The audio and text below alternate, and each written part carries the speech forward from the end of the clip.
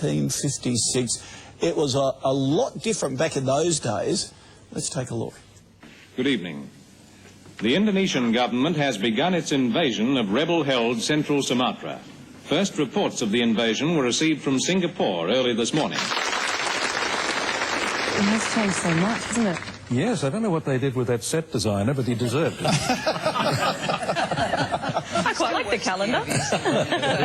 Because you actually had to read it from paper. Sort of people may not know that on cameras now all the words come up with an auto cue. Back then you had none of that. Yeah. Oh, no, they never told me that.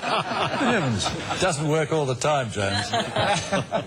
James, you presented the TV news for almost 3 decades. Was there a story that particularly stood out for you?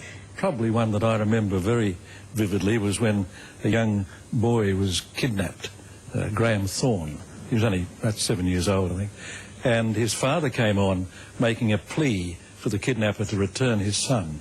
And that was so, heartbreaking. Let's take a look at that news conference.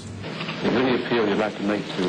Well, all I can say is that the person that's got him, if he's a father, he's got children of his own, well, for God's sake, send him back in one piece.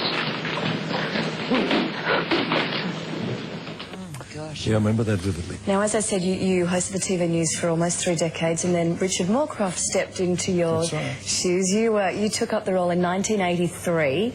Big shoes to fill? They were enormous shoes to fill, and it was a great honour to be asked to fill them.